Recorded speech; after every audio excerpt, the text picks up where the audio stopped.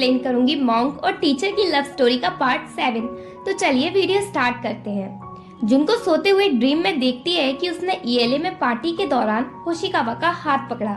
वो सरप्राइज होकर जाग जाती है और कहती है, अरे ये तो ड्रीम था। पर फिर उसे याद आता है ये ड्रीम नहीं था, बल्कि उसने सच में टाइटली उसका हाथ पकड़ा था खुशी से। जिनको सोचने लगती है, ये मैंने क्या कर दिया। अगर हमारे बीच ऐसा चलता रहा तो एक दिन मेरी होशिकावा के साथ शादी हो जाएगी। देन जिनको फिर से उस टाइम के बारे में सोचती है जब उसने होशिकावा का हाथ पकड़ा था। तो वो स्माइल करने लगती है और उसे लगता है कि वो शायद होशिकावा को लाइक करने लगी है।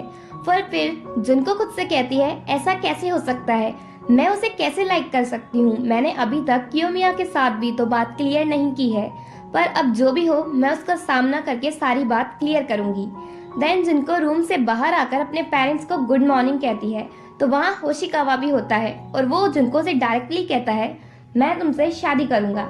जिनको सोचती है शायद ये मैं सपना देख रही हूँ। होशिकावा कहता है ये हकीकत है। जिनको की फैमिली तो उसकी शादी को लेकर एक्साइटेड हो जाती है। होशिकावा जिनको के पेरेंट्स को बताता है कि ईएलए में जिनको ने खुशी से उसका हाथ पकड़ा था। जिनको होशिकावा से कहती है, तुम ये सब बातें करना बंद करो।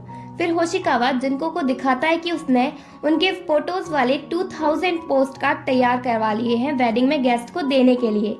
नैने उन सबको बताती है कि रेंजी और यूकी उसकी बर्थडे पार्टी दे रहे हैं। होशिकावा कहता है, इस बार मैं भी तुम्हें बर्थडे पार्टी दूंगा क्योंकि तुम मेरी प्रीसियस सिस्टर बनने वाली हो। जिनको कहती है, तुम्हें ये सब करने की जरूरत नहीं है। होशिकावा कहता है, मैं सब कुछ सेलिब्रेट करूंगा और साथ ही हमारी सारी एनिवर्सरीज, जैसे हम फर्स्ट टाइम कब मिले, फर्स्ट डे जब मैंने जिनको से इंग्लिश सीखी और भी कई। जिनको उसकी बातों से परेशान होकर ब्रेकफास्ट करने चली जाती है, पर होशिकावा उसका पीछा नहीं छोड़ता और उसे ब्रेकफास्ट सर्व करता है। देन जिनको ईएलए पहुंचती है और वहां पहुंचते ही कियोमिया को इग्नोर करने लगती है। देन ईएलए में वही आदमी आता है जिसे हमने लास्ट पार्ट में टेम्पल में जाते हुए देखा था। तो वो जिनको से मिलता है और पूछता है, तुम ही जिनको हो? वो कहती है हाँ। तभी वहाँ कियोमिया आता है और पूछता है, तुम कौन हो? वो कोई आंसर नहीं देता और जिनको को टच करने की कोशिश करता है, पर तभी वहाँ होशिकावा आकर उसे रोकता है और उससे कहता है, तुम यहाँ क्या कर रहे हो? वो कहता है, भाई तुम मुझसे ऐसे गुस्से में बात क्यों कर रहे हो? जिनको पूछती है, ये कौन है? होशिकावा उसे बताता है, ये मेरा छोटा भाई अमाने है। ओके, तो अमाने ही है जिसे हिबारी ने कहा था कि होशिकावा चीफ प्रीस्ट बनने के लायक नहीं है।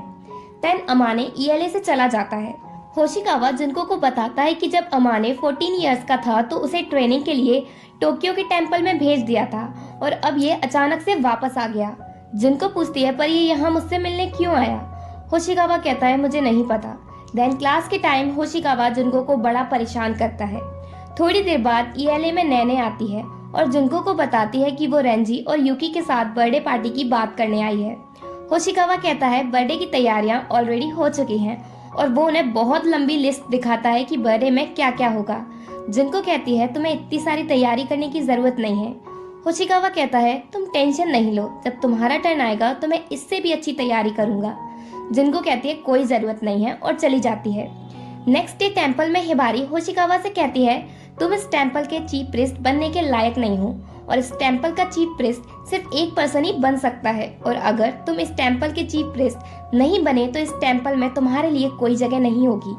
होशिकावा कहता है, मैं कहीं नहीं जाऊंगा क्योंकि मेरे पास टेम्पल के अलावा कहीं जाने को जगह नहीं है। हिबारी को उसकी बातों का मतलब लगता है कि वो जुनको को छोड़ देगा। तो हिबारी खुश होकर पूछती है, क्या मैं तुम्हारे वर्ड्स पर बिलीव कर सकती हूँ? वो कहता है हाँ। देन ईएलए में जिनको कियोमिया से अपनी रिलेशनशिप क्लियर करने के लिए उसके पास जाती है और उससे माफी मांगती है क्योंकि वो कुछ दिनों से उसे इग्नोर कर रही थी। कियोमिया कहता है, कोई बात नहीं, पर वो उसे अपनी वाइफ के बारे में कुछ नहीं बताता। जिनको कहती है, मैं न्यूयॉर्क जाना चाहती हूँ, पर मैं खुद की मेहनत से न्यूयॉर्क जाऊंगी। मैं अपना ड्रीम पूरा खुद करूंगी। कियोमिया जिनको का डिटर्मिनेशन देखकर खुश होता है और उससे कहता है, तुम्हें कभी भी मेरी जरूरत पड़े तुम मुझसे कांटेक्ट कर सकती हो, मैं हमेशा तुम्हारी मदद करने के लिए तैयार रहूंगा। देन ईएलए में जिनको से मिलने अगेन अमाने आता है। वो जिनको से पूछता है, क्या तुम होशिकावा से शादी करने वाली हो? जिनको कहती है, इसके बारे में अभी मैंने कुछ नहीं सोचा। अमाने कहता है, अगर तुम्हारा होशिकावा के साथ शादी करने का प्लान है तो इससे पहले थोड़ा ठंडे दिमाग से सोच लेना। हमारी फैमिली के सारे डिसीजन ग्रैंडमा हिबारी लेती हैं। अगर वो तुम्हें हेट करती हैं तो वो तुम्हें शादी के बाद भी पसंद नहीं करेंगी और तुम होशिकावा डिफरेंट वर्ल्ड में रहते हो। अगर तुम्हारी शादी होशिकावा के साथ हो गई तो तुम न्यूयॉर्क जाने का ख्वाब तो छोड़ ही दो, क्योंकि न्यूयॉर्क जाना तो दूर, तुम टेम्पल से बाहर भी बहुत कमाओगी। सारा टाइम टेम्पल में ही रहना पड़ेगा, अपने मन का ड्रेसअप भी नहीं कर पाओगी। तुम्हें टेम्पल में ही रहना है और टेम्पल में ही मरना, इसलिए डिसाइड अब तुम कर लो।